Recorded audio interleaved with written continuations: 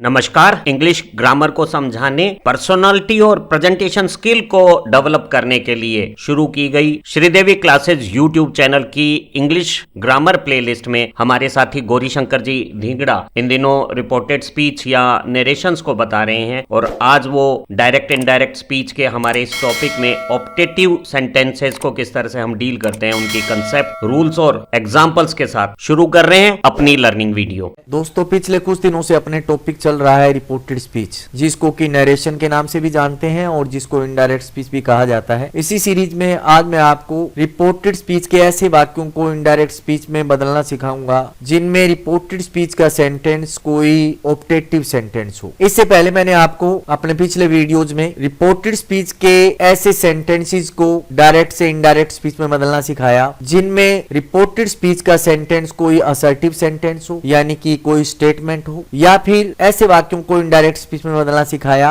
जिनमें reported speech का sentence कोई इंटरोगेटिव सेंटेंस हो, यानी कि कोई क्वेश्चन हो। स्टार्टिंग के वीडियोस में मैंने आपको इस टॉपिक की बेसिक टर्म्स बताई। रिपोर्टिंग वर्ब क्या होती है, रिपोर्टेड स्पीच क्या होती है, डायरेक्ट स्पीच क्या होती है, इनडायरेक्ट स्पीच क्या होती है, यानी स्टार्टिंग में मैंने इस टॉपिक का इंट्रोडक्शन आपको दिया। इसके बाद फिर मैंने आपको डायरेक्ट से इनडायरेक्ट स्पीच में बदलने के रूल्स बताए, यानी रिपोर्टेड स्पीच के बेसिक रूल्स आपको मैंने बताए। अगर आपने उन वीडियोस को नहीं देखा है तो उन वीडियोस को आप जरूर देख लेना। चलिए अब आज की टॉपिक की बात करते हैं। आज का अपना टॉपिक है कि रिपोर्टेड स्पीच के ऑप्टेटिव सेंटेंस वाले वाक्यों को इनडायरेक्ट स्पीच में कैसे बदला जाता है। अब बात आती है कि ऑप्टेटिव सेंटेंस होता क्या है। ऑप्टेटिव सेंटेंस ऐसे वाक्यों को कहते हैं जिनमें विश प्रकट होती हो, ब्लेसिंग प्रकट होती हो, कर्ज प्रकट होता हो या प्रे प्रकट होती हो। कहने का मतलब अगर किसी के प्रति शुभकामना दी जा रही हो वाक्य में, या किसी को आशीर्वाद दिया जा रहा हो, या फिर किसी के प्रति दुर्भावना प्रकट की जा रही हो, उसके बारे में कोई बुरा सोचा जा रहा हो, बद्दुआ दी जा रही हो, या फिर ईश्वर से कोई प्रार्थना की जा रही हो, अगर इस प्रकार का कोई वाक्य होता है तो उसको अपने ऑप्टेटिव सेंटेंस कहते हैं। ऐसे वाक्यों को इनडायरेक्ट स्पीच में बदलते समय सबसे पहले अपने रिपोर्टिंग वर्ब को वाक्य में जिस प्रकार की भावना प्रकट हो रही होती है उसी के अकॉर्डिंग बदलते हैं। अगर वाक्य में शुभकामना प्रकट हो रही होती है तो विश के अनुसार बदलते हैं, अगर आशीर्वाद प्रकट होता है तो ब्लेस के अनुसार बदलते हैं, और अगर किसी के प्रति दुर्भावना या बद्दुआ प्रकट होती है तो कर्ज के अनुसार बदलते हैं, और अगर ईश्वर से कोई प्रार्थना की जा रही होती है तो प्रे के अनुसार बदलते हैं। वाक्य में जिस प्रकार की रिपोर्टिंग वर्ब का प्रयोग होगा उसी के अकॉर्डिंग वर्ब्स का प्रयोग करेंगे। अगर से टू आता है तो फिर अपने विश लगाएंगे, या फिर ब्लेस लगाएंगे, या फिर कर्ज लगाएंगे, या फिर प्रे लगाएंगे। अगर सेज टू आता है तो वाक्य के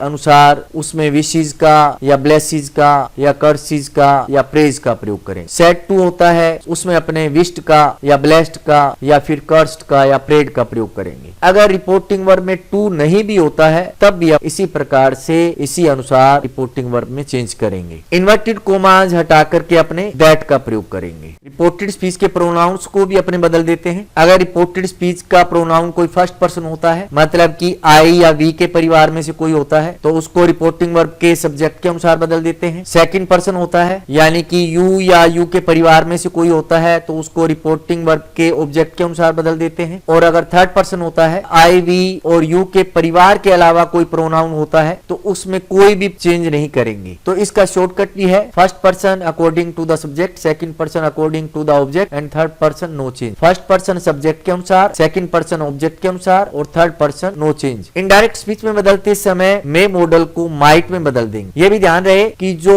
ऑप्टेटिव सेंटेंस होते हैं उनमें मे का प्रयोग होता है वाक्य के शुरू में, यानी रिपोर्टेड स्पीच के शुरू में आपको मे का प्रयोग मिलेगा, उसको आपने माइट में बदल देना है। और उसको माइट में बदलते समय वाक्य को असर्टिव बना देना है, यानी असर्टिव बना करके फिर वाक्य को अपने लिखेंगे। असर्टिव बनाने का मतलब है कि वाक्य को अपने सब्जेक्ट से शुरू करते हुए लिखेंगे। तो चलिए कुछ एग्जांपल्स के थ्रू इस बात को मैं आपको क्लियर करता हूं। पहला एग्जांपल आपको दिया हुआ है, my grandfather said to me may you live long, मतलब मेरे दादाजी ने मुझसे कहा तुम्हारी आयु लंबी हो। तो मेरे दादाजी ने किस प्रकार की भावना प्रकट की? आशीर्वाद की भावना, यानी उन्होंने मुझे आशीर्वाद दिया। तो अपने क्या करेंगे, जब इनडायरेक्ट स्पीच में बदलेंगे सेड टू को तो ब्लेस्ड में बदल देंगे, इन्वर्टेड कोमा हटा करके दैट का प्रयोग कर देंगे। और इसको अब जो अंदर का वाक्य है, यानी ये जो ऑप्टेटिव सेंटेंस है अंदर दिया हुआ है, इसको पहले सीधा मानेंगे। मे यू है तो उसको यू में मानते हुए इसको लिखेंगे, क्योंकि वाक्य को असर्टिव में बनाकर लिखना होता है। मे से पहले आप यू मान लोगे। बदलेंगे और यू को पहले बदलेंगे अपने। अब यू सेकंड पर्सन है तो सेकंड पर्सन को अपने बदलते हैं ऑब्जेक्ट के अनुसार। अब ऑब्जेक्ट यहाँ पर है मी, तो यहाँ पर वाक्य में यू जो है रिपोर्टेड स्पीच में सब्जेक्ट का काम कर रहा है, तो मी को भी अपने सब्जेक्ट बना देंगे तो ये हो जाएगा आई, क्योंकि रिपोर्टिंग वर्ब है अपने पास्ट में, इसलिए मे को माइट में बदल देंगे। माइट में तभी बदलेंगे जब रिपोर्टिंग वर्ब पास्ट में हो। इनडायरेक्ट स्पीच में अपना सेंटेंस हो जाएगा my father blessed me that I might live long. Next example है Hitesh said to Sudesh may you get success. मतलब हितेश ने सुदेश से कहा तुम्हें सफलता प्राप्त हो। अब हितेश ने किस प्रकार की भावना प्रकट की? एक प्रकार की शुभ कामना प्रकट की, तो सेड टू को अपने बदल देंगे विश्ड में, इन्वर्टेड कोमा हटा करके दैट का प्रयोग करेंगे, मे यू को यू में मानते हुए चेंज करेंगे, तो पहले आगे यू हो गया, इसका मतलब सीधा करेंगे तो यू को पहले बदलेंगे, तो यहाँ पर क्या आ जाएगा? ही आ जाएगा, कि यहाँ पर यू सब्जेक्ट है और सुदेश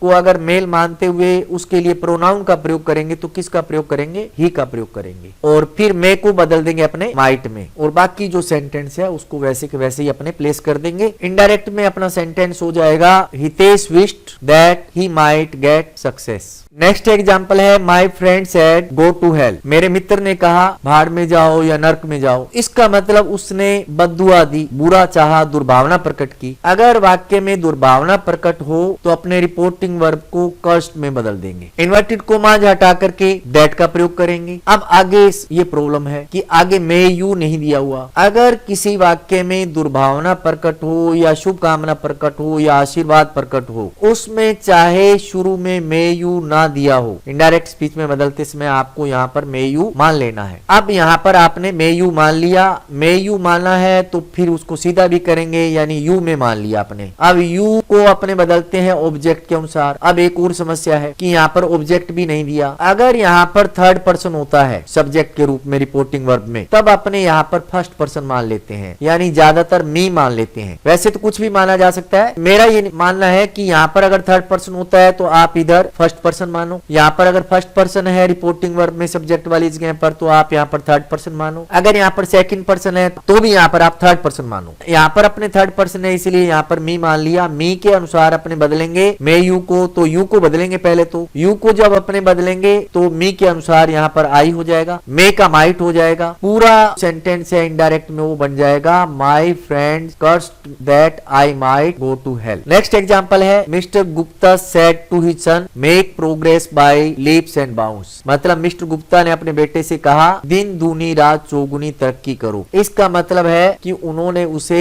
शुभ कामना दी। इसको आप शुभ कामना भी मान सकते हो और आशीर्वाद भी मान सकते हो, इसमें कोई दिक्कत नहीं है। आप चाहे शुभ कामना मान लेना चाहे आशीर्वाद मान लेना, उसी के हिसाब से आप रिपोर्टिंग वर्ब को बदल देना। अगर अपने मान लो इसको शुभ कामना मानते हैं तो अपने सेड टू को विश्ड में बदल देंगे, अगर आशीर्वाद मानते हैं तो सेड टू को ब्लेस्ड में बदल देंगे। इन्वर्टेड कोमा हटा करके किसका प्रयोग करेंगे? दैट का प्रयोग करेंगे। इस सेंटेंस में भी आगे मे यू नहीं दिया हुआ, लेकिन शुभ कामना तो प्रकट हो रही है। अगर वाक्य में शुभ कामना प्रकट हो तो चाहे वाक्य वर्ब की फर्स्ट फॉर्म से शुरू हो तब भी अपने उसको ऑप्टेटिव सेंटेंस मानना है, और ऑप्टेटिव सेंटेंस मानते हुए ही उसको चेंज करना है, क्योंकि फर्स्ट फॉर्म से इंपेरेटिव सेंटेंस भी शुरू होते हैं, जो आगे मैं आपको नेक्स्ट वीडियो में बताऊंगा। यहाँ पर अपने मे यू आगे मान लेंगे, मे यू माना तो उसको सीधा करेंगे तो यू में हो गया, यू में को अपने बदलेंगे तो यू को हिज सन के अकॉर्डिंग बदलेंगे। सन का मतलब है कि वो मेल है, और मेल है इसका मतलब उसकी जगह अपने ही का प्रयोग करेंगे, मे की जगह अपने माइट का प्रयोग कर देंगे। इनडायरेक्ट स्पीच में सेंटेंस हो जाएगा